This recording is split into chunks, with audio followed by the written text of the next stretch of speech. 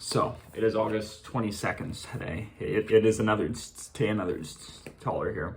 So habit 1 of 4 done. Just finished reading my 20 pages, starting on page 80 right up to 102 here. We're reading The Gambler by Dostoevsky. So what's the importance of reading here? Why is reading 20 pages one of my 4 habits? First of all, it's not just about the books themselves, but the words and the language in them.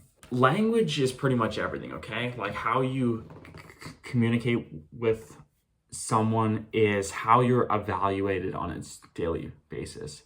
If someone has just met you for the first time, don't really know you too well, they haven't really had enough opportunities to observe your character yet, all they can really go off of is how you speak, how you hold yourself. So those who are able to express themselves in a clear and coherent and impactful way are those who will be rewarded opportunities. If you're able to sell yourself, if you're able to communicate to the other person that you are someone who's interesting or intelligent or useful, you will be given a lot more opportunities than someone who can't. Basically, sales and marketing is everything, okay? So like, even if the product itself isn't good, which obviously it should be, but let's say it's not, if you're able to market it, chances are it will still be decently successful.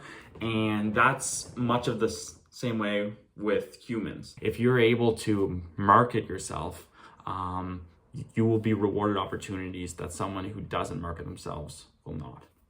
How is this done? This is done by speech, everything. So how can speech be improved?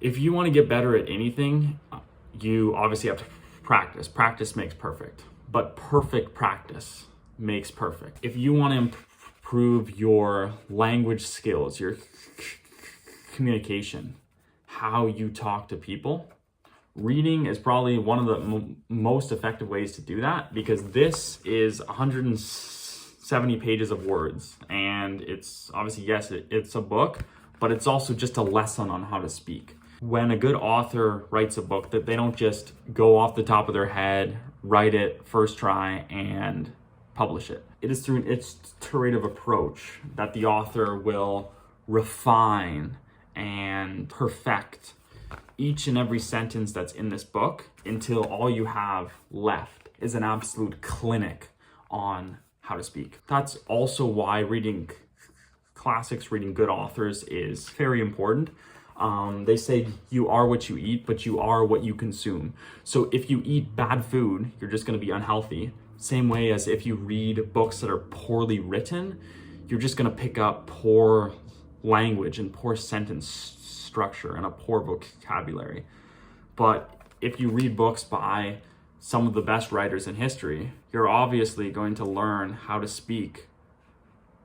Not necessarily as good as they can, but definitely an improvement on what you already possess. So that's why reading books is not just important for the book itself, but for the words it contains.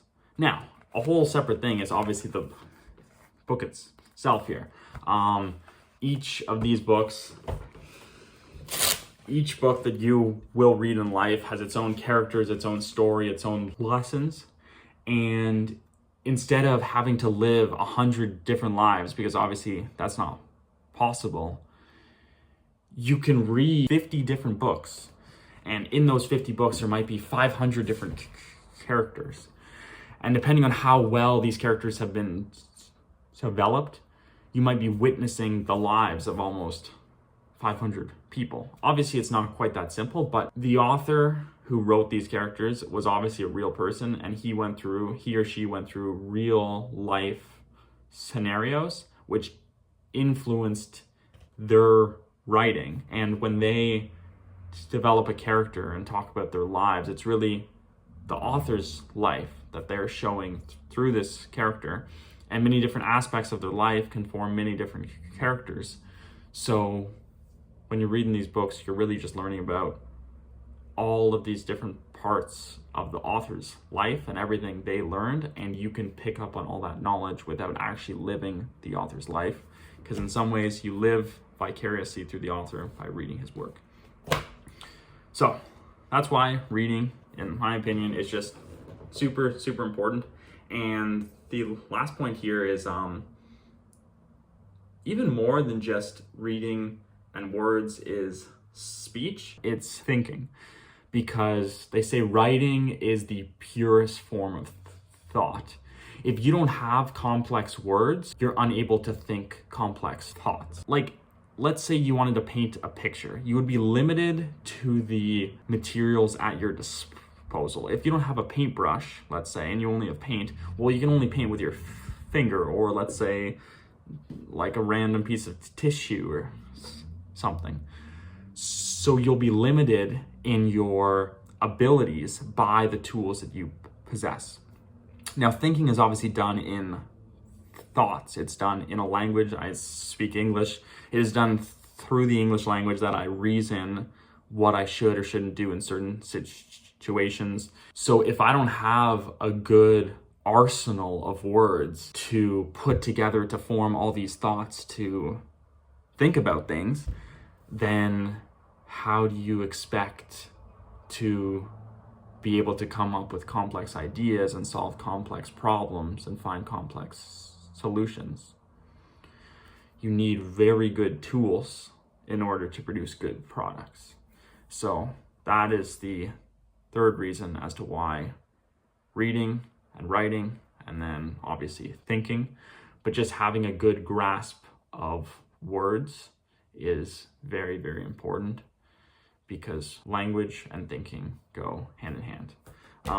That is explored a lot in the book 1984, which I read for the second time this summer. Phenomenal book, could not recommend more. And it's all about how when a society intentionally dumbs down a language, it can control the people. Because you dumb down the language, you dumb down the people. You can't think complex thoughts without complex words. So, with that being said, habit number 1 of 4, reading my 20 pages every single day, is complete. We are getting through this absolute clinic of a book here. Next for me is I'm gonna go hit my one goal of exercise. My buddy and I are gonna hit the driving range. Just bought a new pair of clubs here off Facebook Marketplace. Getting into golfing recently. It's been fun. So yeah, looking forward to taking this driver out, taking these irons out. So hit the range, get that one workout a day goal done, and it will be on to the next. Yeah,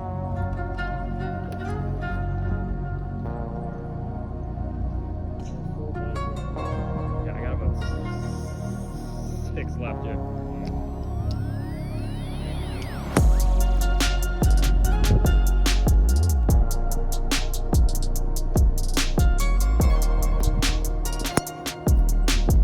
So back from the range here, it is 6 p.m. here, and we will now complete habit 3 of 4, which will be to edit the vlog from yesterday's video. It is now 1:30 a.m. and we've just finished editing yesterday's vlog here. So this guy here is completely done. I'm just sharing it to YouTube right now. So that's habit 3 out of the 4 done for today.